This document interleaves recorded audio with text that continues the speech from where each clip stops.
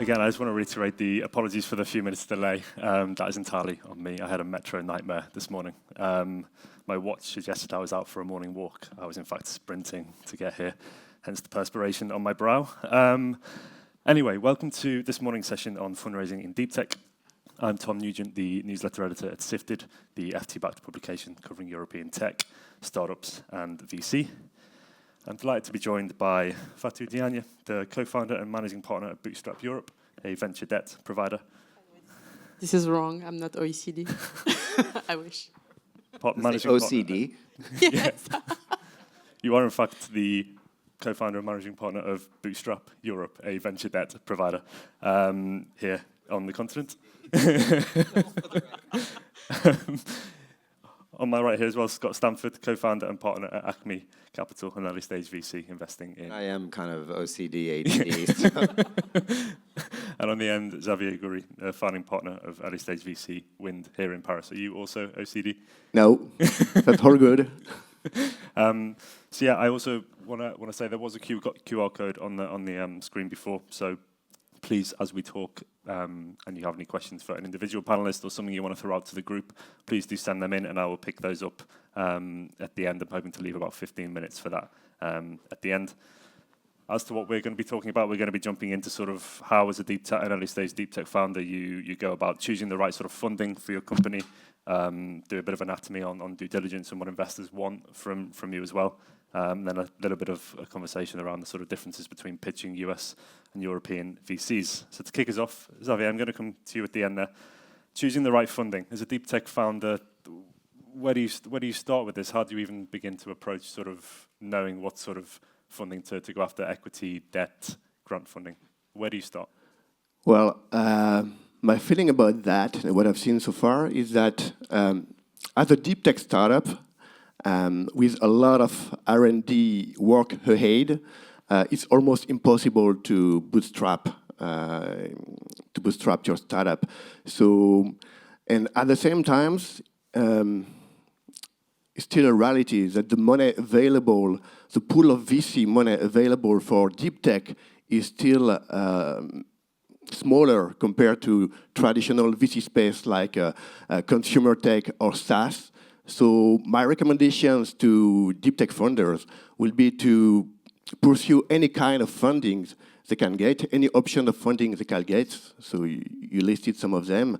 And to strategically layering the different options of financing they can get with the purpose of minimizing the dilution and at the same time making sure they are funding enough, filling up enough to reach their next milestone, which could be commercial milestone or TRL milestone, technical milestone. The good thing about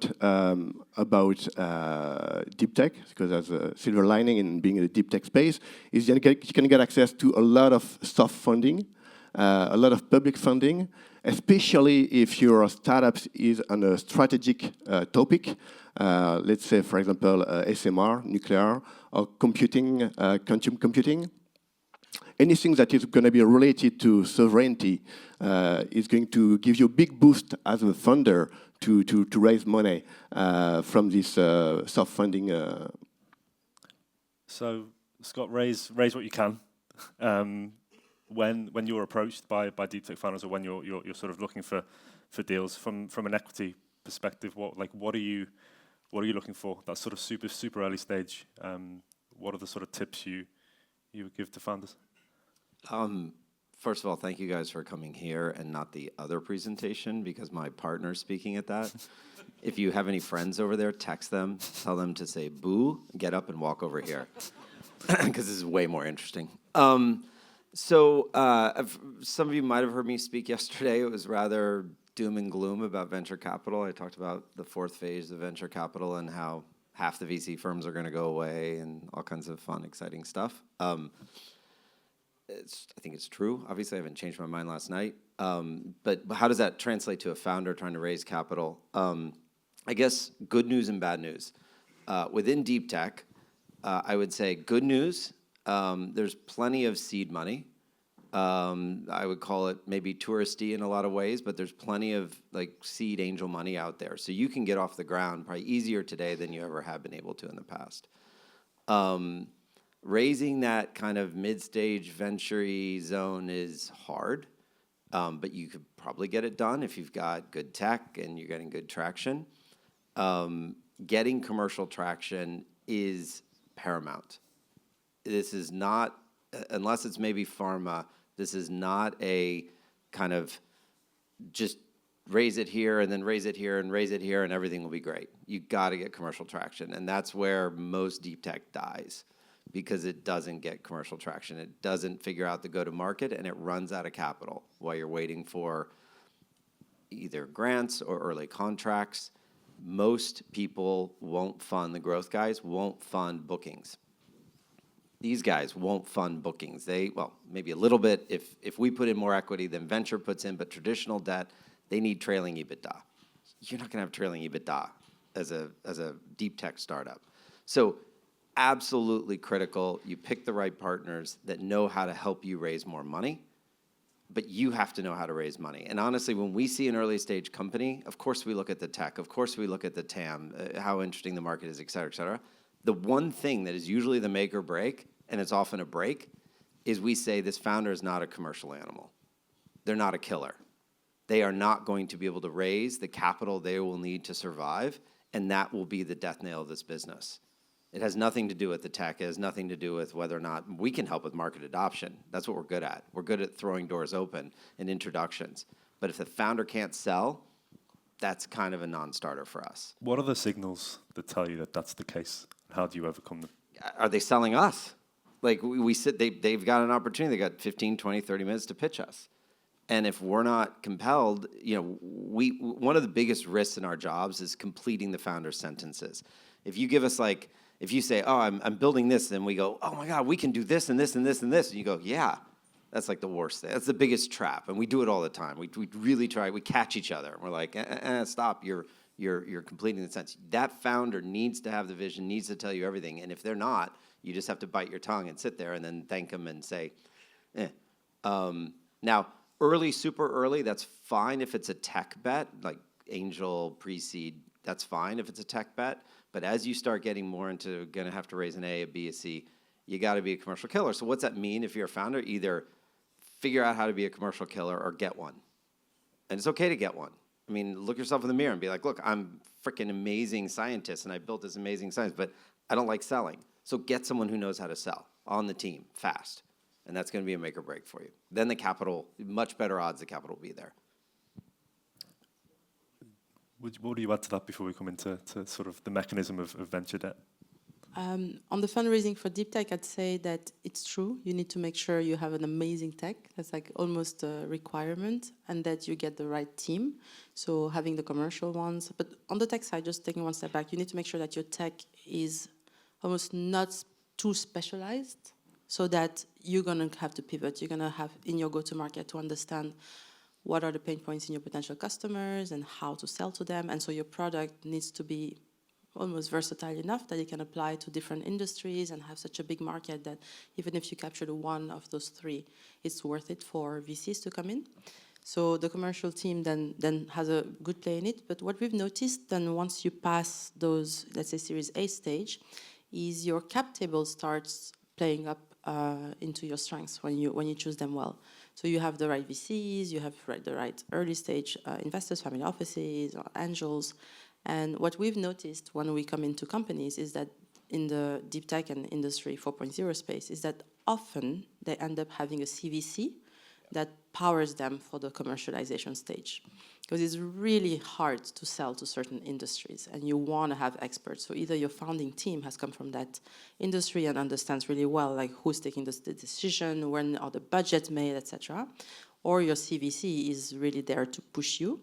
And the best founders I've found were some who put in place a kind of a strategic shareholder base where they put in competition the CVCs, they all invest, but they don't have voting rights, or they have this strategic share where they can see what happens, but they can't preempt the company if in an exit, or they can't really vote, and so that gives you an amazing sales force. I'm so glad you brought up CVC. I was on the panel yesterday with a CVC, And I'm a huge fan of having corporates in if you do it correctly. Your point about like governance and rights, like if their mind is in the right place, they should not be asking for a ROFR, right of first refusal. They should not be asking for a board seat. It taints you to have that CVC so close to the governance. However, if they come with revenue, done. Like do that all day long, and call them out on it, because some CVCs, actually the CVC who I was on the panel with yesterday said, look, here's the difference in CVCs. You got like a span of venture capitalists where you've got good and bad venture capitalists, and it's kind of like a span like this. And he's like, in CVC, you've got good CVCs and you got bad CVCs, because they can be really bad, because they can just they focus on the wrong things. But get a good CVC that is going to bring revenue.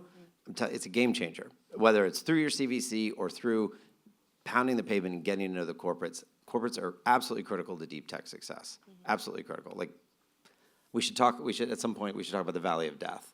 It's fascinating. The Valley of Death is awful for deep tech. You know it well. It's like kind of sits between all this early stuff and then the capital you really need to grow, and there's no capital there. What are the red flags, Xavier, to do with CVCs? What are you seeing? What should founders in the audience be aware of when they're either pitching or being pitched? Yeah, actually, when you see a CVC on the cap table, sometimes a lot of VC run away from that. As it's just been said, it's very important to see what are the conditions within the pact, the bylaws, what is the CVC requiring, and it's exactly what you said. There's really a big range of type of CVCs. I know CVCs that are pure VCs, actually. They don't really want to do, they don't actually want to bring any startup to the core business, because they know the core business will slow down the business of the startups, let's say in automotive aeronautics, where the timeline is very long to integrate the technology in the process. So it's going to operate like purely as a VC, and this is perfectly fine to have them at the cap table. They're going to give insight. They're going to open the eyes of the funders of what can be done on the market, what are the future of the market, so that's perfect. And there's a lot of CVCs that come sometimes in a distressed situation when the startup cannot raise from anybody else. It looks like more like an acquirer. And then very often it closes any doors after, because when you look down into the terms of the deal, you realize that there's some exclusivity, so you close all the doors for other corporates, that competitor from these CVCs. And sometimes what's happened is like the last solution, so you take this CVC with all the strings attached that are going to prevent you from doing business with other CVCs or corporates, but they're going to bring you tons of contract, but it's a kind of a dead end. It's going to be the last funding round. So when you are in this situation as a VC already part of the cap table, it could be like a plan B, but definitely not what you expect when you imagine like going up to Series D or IPO. How early should you have this on your radar as a founder? Is it before you've raised your pre-seed, before you've raised your seed? Like at what stage should you be strategizing around what corporate VCs might we want to bring on board at some point? I think it's really good to talk to everybody. So talking to any corporates, any CVCs, it's good to know, because at some point you can need them. At some point they can be partners. You can end up doing business and not equity business with them. So I think it's very important to open your chakra and to look at all options. But I would say like early stage, kind of run away from CVCs, and you have to really pay attention. I mean, it's really a question of how strong you are coming when you start to talk to a CVC. Do you need the CVC, or is the CVC need you? And it changes all the balance of power and the conditions, the terms you will get at the end in the contract. I mean, you know what's better than a CVC is just the corporate contract. Yeah, like if you can get that without business. the CVC, get the business. So find, when you're picking your early investors, find those that can help you meet the corporates, that will be design partners with you, that will be early kind of golden cohort-y type customers with you. Then you don't even need a CVC, right? Because you've got commercial traction. Yeah. So it's arguably CVC is a means to an end. If you can get to the end without them, great. But what I've seen for the last 10 years, that CVC is maturing a lot. They are much more open, and they understand that they cannot do business with startups that are gonna basically kills the business of the startups. So I feel like the CVC market is changing and normalizing and getting more and more pro-startups. Yeah, the point I wanted to make, and it relates to how you have to strategize your fundraising and your journey, is if you have a corporate, and again, my point was don't get one, get a couple if you want, because it puts them on a bit at arm's length. The other point is that in deep tech, you're often talking to industries that are very, very slow adopters, whether because of regulations, so I'm thinking aeronautics, space, where your qualifying processes are super long, like multi-years, or where, for engineering reasons, it's really hard to penetrate certain value chains. So if your clients have to change the whole production processes to incorporate your technology, that's going to take a long time, and it's a giant risk on their own businesses. So working with the corporate partners, whether it's CVC or another corporate partner, helps you plan and map out that journey and see how you're going to finance that so that you're still alive by the time those contracts kick in. We've lost so much money because there was a massive contract with an unbelievable corporate, and we're like, oh my God, this is insane. And then we fund it, and then, delay, and no one else will fund it. And then we're like, empty pockets, and it's just, we just shut something down recently because of that. It was a massive bet, and it was just because the corporate who had agreed, something happened. So it'll take twice or three times as long as you think it's going to take. Fun for that. Do not think it's going to be fast. Yeah, I agree with that. I mean, you're very often disappointed by the promise of the corporate. Very often, they overpromise and under-deliver, and it's more like sometimes it helps you to fundraise because it's going to be a logo, and it's going to be great to tell your other investors looking at the deal that they're going to be on board and they're going to bring the revenue. In reality, completely right. I mean, I don't have a lot of examples where the corporate actually did what he proposed to do during the investment process. Have this conversation with your VC, like even in the pitches, be like, look, I know this is going to take a long time. How are we going to deal with it?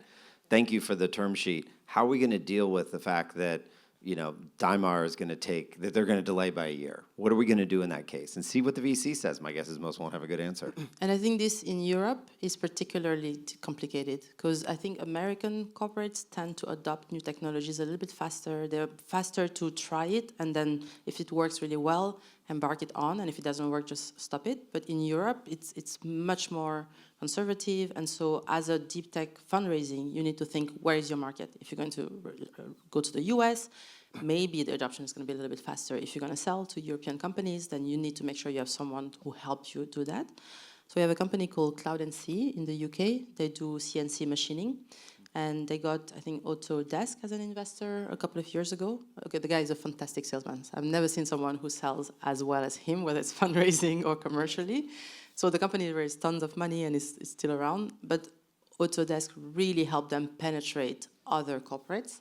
And again, you don't need to take a CVC, that's your client. You can take a CVC, that's the supplier to your client. That's a great idea. Because they help you enter those. Great point. Maybe to add to that, another problem with the CVC compared to VC is that they are less stable.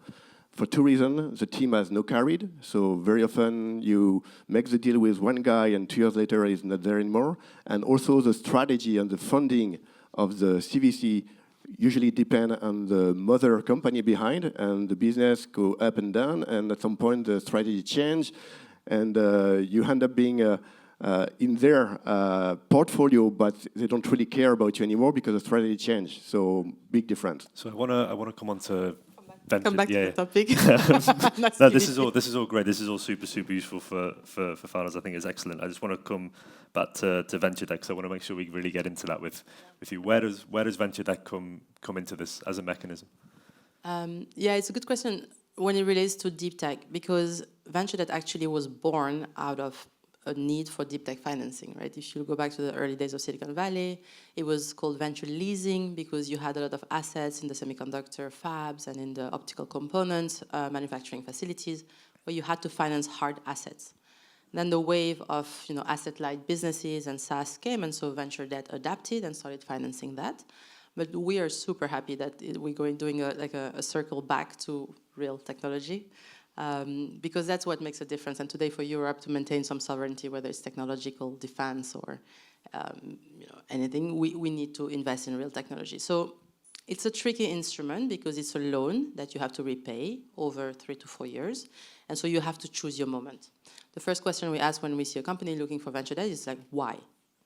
If you don't have a clear rationale as to how you're going to use that capital and the return on that capital, do not take it. We only come into companies that have received already VC financing because you guys tend to raise them really well. So the company it's past the main technology risk. It's already understood the product market fit. It already has some commercialization. It doesn't necessarily have a lot of revenues, and sometimes it's pre-revenue when it's really fundamental technology, but it understands really well the go-to-market and who they're going to sell to. So the best example I give is a company Series A. They just raised a 20 million round. They have contracts over the next 5 years. Let's say the first 2 years of the contracts are cash flow negative, but then it's a hugely profitable contract. It's not really risky, it's just execution. So here, instead of taking equity, you can take debt. And I was mentioning if a company raises 20 million, 25-30% of that could be coming from debt. And the main impact is that it reduces your dilution. As a founder, as a VC, you want to put as little debt as you can, but for the right reason, whether it's CapEx financing, whether it's what I was saying, customer financing in a way, whether it's doing some hardware as a service model, especially in robotics or some type of industries like that.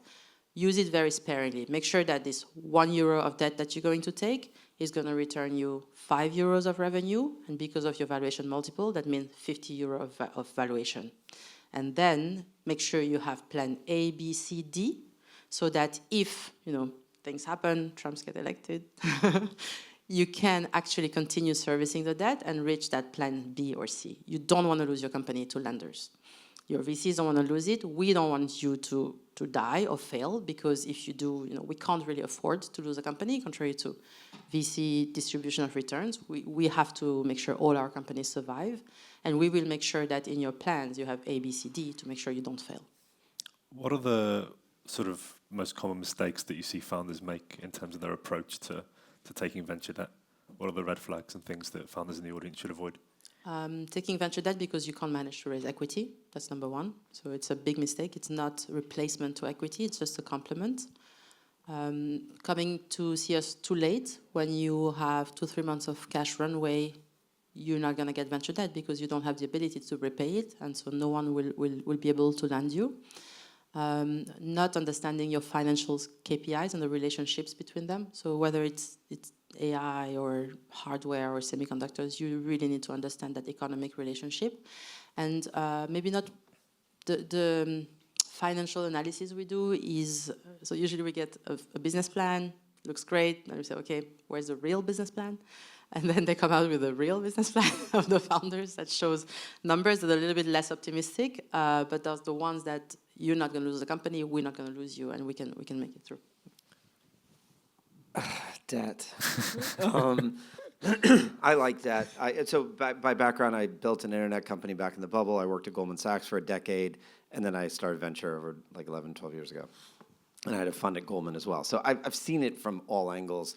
Look, venture debt is great in two scenarios. One, when everything is up and to the right, one times 5, right? $1 in debt, 5 of revenue. Who wouldn't want it? It's not dilutive. It's easy. You don't have to deal with another annoying board member, all that. The other time it can be helpful, which we don't tell the venture debt guys, is when the shit hits the fan and you're like, I'm not putting I'm not putting more money in this thing. And they're like, draw the line fast before they run. And it's just like a last-ditch effort. Because remember, we're playing the power law game. We don't care if it's a 1 point or if it's a 0.9x versus a 0.7x. I mean, of course we care and we try to return the money to LPs, but LPs don't really care. They're not investing in us to eke out that 10 basis points. They want a 10x, 100x outlier. So if we're sitting here looking at kind of the valley of death, right, the shadows of the valley of death, and we're like, hey, there's this line over here, and it might be able to just eke out that 6 more months to get that big contract, then maybe we do it. And then we hand the keys over, which is not a good thing in terms of the relationship because they don't want these companies. They definitely don't want them. And so venture debt's tricky. You come out of the venture debt zone, and so keep it modest. It's helpful, but keep it modest for sure. You come out of the venture debt zone, then unfortunately, because I love venture debt lenders, they kind of tap out. And now you got to look at other types of pockets of capital like receivable financing or asset-backed loans, ABLs. And that's when you start getting more scale. That can be scary too, but typically you have a lot more commercial traction, and those lenders are lending against your P&L as opposed to lending against your balance sheet, which is more the vision or the view of venture debt. So you mentioned 2 to 3 months, 3 to 3 months runway, absolute no-go. Is there a minimum number of months that you look at to be like, okay, yeah, this is backable, or is it? Let's say 4 or 5 years ago, the minimum runway used to be 9, 12 months. But since COVID, it's shot up to, and not from us, we see VCs asking their companies, you need to operate with 24 months runway to make sure you can actually develop this technology. So that's what we tend to see at the moment, 24 months. And as you say, I think venture lending, especially in Europe, is starting to diversify a little bit. So there is the proper venture debt where you try to finance growth, really. And asset-backed financing is really growing in the terms that the climate tech, the energy transition, defense tech, all of this we need to finance assets. So we've been putting in place, capex lines, receivable financing, and trying to diversify. And we're actually raising a fund that is 2 or 3 times bigger than our previous fund, so that we can do that, continue growing with these companies, and as they grow, before they become good candidates for the banks, be able to continue partnering with the VCs and the growth funds and funding them all the way to them. Will you guys finance receivables? Now, yes. You do now. What about like a contract?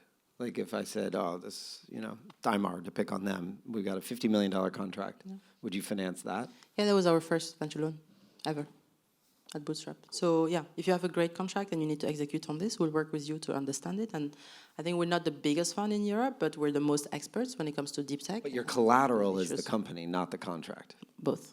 Okay, so there are new products where they will finance just the cohort or the contract and not take general obligation. Well, it wouldn't make sense to finance that at that cost of capital. Yeah. Xavier? Yeah, we finance early stage deep tech, and there is no venture debt for early stage deep tech. So it means that startup will have to finance capex and expensive equipment with equity at the beginning, which hurts a lot. It sucks, especially looking at the cap table.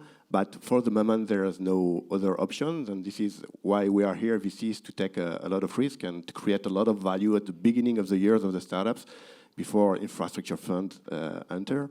And about venture debt, from my experience, it really depends on the collateral behind. When it's factory IoT devices that you have to produce at scale, it's a lot of sense, makes a lot of sense in addition to equity, and we use that, and it's perfect. It do perfectly the job. With a SaaS business model startup, I had some bad experience, and my conclusion was that venture debt, the best venture debt for SaaS business is venture debt you are not planning to use. So investors and funders are fully aligned, and we both sleep better at night. But as you said, trumps can come, so the debt will be scheduled based on forecasted revenue and market change. And then it's double penalty. You cannot, your revenue is not growing, your churn is growing, your revenue are decreasing, you cannot get any more money from your clients, and you cannot pay back your debt, and you end up in very bad situations. So obviously, when people like you do well their job, you project and you are mitigating this risk, but it's always happen because you cannot predict all the market. So, but with a technical asset, with a physical asset, for me it's very different. It makes a lot of sense.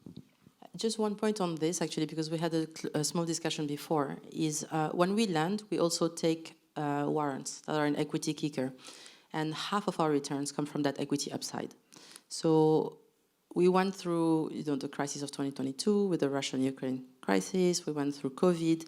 And I was just saying, in COVID, we had to restructure 75% of our loans. Why? Because we could have just called the money. Some companies had cash. We could have called the money, and then we get our loan, and we're out. But actually, then we only make half of the return. And for some of these companies, the upside was so great that we'd rather help them through that crisis period. So let's say if there was another crisis, and then, of course, we will say, okay, we'll help you, but you pay us. And then we get a massive upside that might be 2-3 times what we had at the time. So similarly, right now, companies might be repricing, etc. They're trying to grow into their multiples. And we've been, last year, probably restructured a third of the portfolio. And when I say restructure, is that we sit down with the founders and the VCs, and we say, okay, this is not going to work on the current plan, so let's do a new plan. Maybe we need a little bit of equity. We have to reduce our debt payments. The company needs to stop spending on this amazing office, in the middle of Paris. And so this way, everybody takes a cut and we can make it. So it's very important to choose a lender that has a warrant upside. What's your typical warrant 10-12. coverage? 10-12. 10 to 12. Yeah. So I want to come to a few audience questions. I appreciate we've got about 15 minutes of discussion left. So I've got a question which is, will Europe ever reach the level of investment of the US? Building the infrastructure of the future requires a lot of capital, and I guess I want to come to you, Scott, on this first. I guess the question in there is, will you eventually have to raise from US VCs because they've got money? Okay, so it's an interesting question. Historically and today, obviously GDP per cap differences are significant, almost 2x, and the spread is widening, US versus UK plus EU, and the fertileness of innovation's always been biased to the US. With that said, we're big fans of European startups. So I have a partner who, I'm glad you guys aren't watching him over in the other stage. He's based in Copenhagen. And excuse me, we may put another partner on the ground here. So we're when it comes to deep tech, we really like Europe. With that said, you need a path to America. I believe it's helpful to have a path to the American market, I should say, and that's something we can help with. With that said, thanks to recent events, unfortunately, the tensions, the walls have risen a little bit between us and Europe, and so what we're now starting to talk about in the last few weeks is, okay, we need to find ways to build a business within Europe, because I think this kind of cross-borderness it'll still exist, but it'll be slowed down and there'll be friction. Hopefully a lot of that will go away, but for now there's friction. So will it ever be the US? I mean, probably not anytime soon, because the ecosystem doesn't exist, right? These companies are born out of other enterprises and born out of universities, and it's just the US has all of that, and the capital, obviously. But we have plenty of examples of companies that we just funded a Parisian-based company, Hermatin, in the defense space. So we do a lot in aerospace and defense. I believe now is a really interesting time for Europe in deep tech, because there's an awakening of like, holy shit, like we're on our own. And we need to have our own backups here. We cannot rely on the US, obviously. And that's a good thing. We didn't get there necessarily in the right way, but I think it's a good thing. So I actually think this is going to be a very positive environment for deep tech in Europe, because, I saw a stat. EU was like, I think it says yesterday, 1.2% of GDP went to defense. US is 3% of GDP. And the EU is on record of saying they want that to be 3.5%. And the great thing about defense is it's not just about blowing stuff up. It's literally most things we use today have a defense background. So this idea of dual use, where the technology, whether it's radar or whether it's any sort of sensor or even propulsion, can be used for commercial purposes. And that's awesome. Like, that's great, because you get government subsidies, you get a lot of momentum because of the scary boogeyman that then drives all these dollars into these industries, which is awesome. So I'm quite bullish on Europe. As I said, we just did it. Actually, we haven't announced it yet, so keep it quiet. But we just did this investment in Hermatin, and we are deploying more capital in the region. Would you add to that? What are you seeing with your portfolio companies? I'm glad to see that you are looking at positive eyes on Europe after this all this announcement. Yeah, I agree that a lot of deep tech can have defense applications, or can come from, the best example is Israel. Most of the startups, they were bootstrapped by army there. Another thing that we are looking at, we are a VC fund investing in climate, and thanks to Trump, I think it's going to be very hard for climate tech-oriented startups in the US to find their path in the next couple of years. So I think Europe has a hedge on that. We have we don't have the financing ecosystem that US have, but we have an amazing university, researcher ecosystem, amazing talent all over Europe. So we need to muscle the way we sell. Clearly, we are not as good as the US to sell business. If I look at the track record of my fund one, I think 2/3 of my exit has been done to US corporates. So it's like the full ecosystem, the full chain of value that is not there yet in Europe, but we are fighting. The $800 billion that's going to be put, hopefully, on the table definitely is going to help and boost the economy in general. So yeah, I agree with you. I'm curious, which country or countries within Europe are you most excited about from an innovation, early stage deep tech? France. No. France, definitely. Germany, Netherlands. We don't cover UK, so we have not much vision on UK, but I'm sure they have a very good pool of talent also. But yes, France and Germany has a huge deficit and in everything. I mean, all the army industry, etc. So there's going to be a huge revamp of the full industry now. So a lot of innovations are going to pop up there. But yeah, I think France, we are very well positioned to. Yeah, I think there are so many poles of excellence. The other thing I wanted to say is that, so we've talked about the defense and the climate, and the last one is really the technology, where you see now EIF is putting in place billion euro funds in Spain, I think in France, to be able to support the companies so that they don't get acquired so early by US players. Last year we had a company in semiconductor here in France, one of the French champions, fantastic chip technology to manage the electricity in autonomous vehicles and electric vehicles, got acquired by Intel, maybe, way too early. Like Intel got it on the cheap 3 times cheaper than they should have paid because no one else can finance those companies to continue growing commercially. And so that's a little bit of a shame, but I think we've been very excited about the Netherlands, whether it's semiconductors with companies like Near-Field Technology, whether it's quantum technology around Delft. Grenoble is amazing for life science and semis as well. Finland, amazing for all those engineers that came out of the Nokia ecosystem, right, and the Nordics. Germany, I'm still on the fence because I think they have amazing engineers, but they still go and work for the big corporates. So, I think it's a risk-taking, maybe, that needs to be encouraged. But there is definitely a new wave of defense tech. So now we're looking into a defense tech company in Germany, amazing, that is selling in Switzerland, France, and the Nordics as well. So I'm also super optimistic. I think crisis brings opportunity. Europe is trying to rise to the challenge. We have differences, but then that is, in the past 2 years, the amount of seed companies that have been created. Because we see the waves 3-4 years after we invest Series A and later, and we're starting to see amazing companies in deep tech. So I've got a seed stage question here that I want to jump in on, which is, how should seed stage founders balance initial tech development versus customer discovery? Yeah. I mean, one of the mistakes of the deep tech funders is to focus too much on their technology and not talk enough to their customers. And they are usually missing the point, which is what are the key milestones to reach for the next fundraising.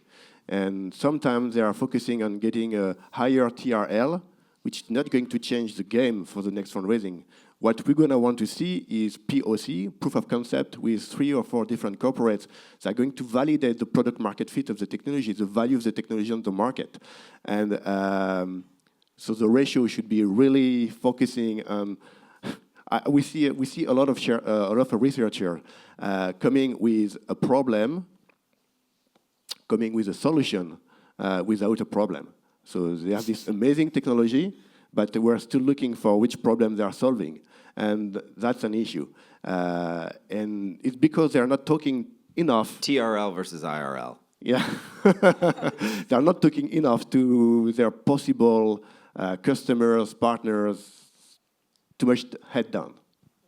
What do you see the same? I totally agree. And it's all about also knowing the investors you're working with. Some investors will take tech risks, some won't. And some don't necessarily know how to assess the tech risk. be careful of those in the middle because you can be led astray by them. So this idea of keep your head out, absolutely. Whether it's your co-founder, get a co-founder. There's no reason to be by yourself. Get 2 co-founders, have them out in the field, have others building the team, and then have you on the bench, building the tech. It takes a village. Not only your own team, but the people you put around you on the board, the lenders, the equity, all of that. And if you don't think that way, you're going to be isolated, and that's not a good outcome. I'd say, yeah, I completely agree with you. Try and do as many POCs as you can. Of course, it's expensive, but the nice thing is Europe. You have a lot of grant funding, non-dilutive funding to support your team, whether it's within the university or within NGOs, to be able to do those POCs. And then once you're about to come out properly for fundraising, you have them, you know what the VC is expecting, if you're going to go the VC route. Because yeah, the POCs are great, and the NREs, the non-recurring engineering fees, those are amazing because you can bootstrap off that. But know how you're going to have to evolve that, because until you get to recurring revenue, you're not going to attract a lot of. You'll attract early stage, but you won't attract the kind of mid-stage investors because they need to see the recurring revenue. And if you just show up with like 80 million of NREs, that's great. You got to this point, but it says nothing about where you're going to be tomorrow. I found a way to mitigate this risk is to have a very diversified cap table. So to have like very entrepreneurial mindset VCs that going to help you to avoid the pitfall, to have like very commercial oriented VCs, to have expert. So the expert is going to challenge you on the technology, but it's good to have someone who's going to challenge you on the commercial milestone, and it's good to have someone founder-friendly that's going to tap on your shoulder and to help you when you have like down, etc. So very diversified, versatile cap table helps a lot the founder to go in the right direction. Not even cap table, get advisors. Advisors. Like the idea of building your board, that takes forever. Just get advisors. You meet somebody and you're like, God, you really understand the commercial side of this. They might work at a company. Give them some advisory shares. Have them around you. Yeah. Just have them there to kind of give you that necessary IRL input. Yeah. And try to sell even if you have not much to sell. So they will tell you where to go. You won't shoot in the wrong direction. I've got a question here as well, which is takes us from seed to Series A. What criteria do you have for a Series A round? What should have been achieved, and when, if at all, is it better to call something pre-Series A rather than? I hate letters. Yeah. These letters are so stupid, right? Like, you basically put in as several buckets. You're an idea, that's pre-seed, right? And then you have a product. That's typically seed. Then you have product user fit, product market fit. That's typically A. And then you have actual product market fit and like commercial traction. That's typically B. Now that I've said all that, it's all wrong, right? Because you could have a Series D that still doesn't have commercial traction, or you could have a Series A that has recurring revenue. So you just got to know what phase you're in and talk to the investors that way. Typically, people cluster around these pre-seed, seed A, B zones, but I don't even think the investors know what they're doing half the time. So just have the conversation with them and say, here's where I am on the tech risk side versus the commercial traction side versus my ability to build a team, and what can you bring me? Here's what I need. Be open with them and say, I have deficiencies here and I have superpowers here. How can you, augment and help? Yeah, I think that's a great way to pitch.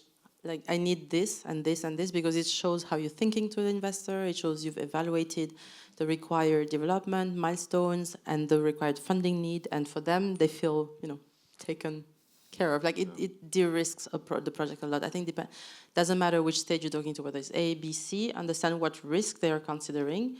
And then that's what you have to de-risk to make it an attractive proposition. Yesterday I had this amazing conversation with a brilliant entrepreneur, super deep tech project. She has 2 years of runway, and she is already pitching.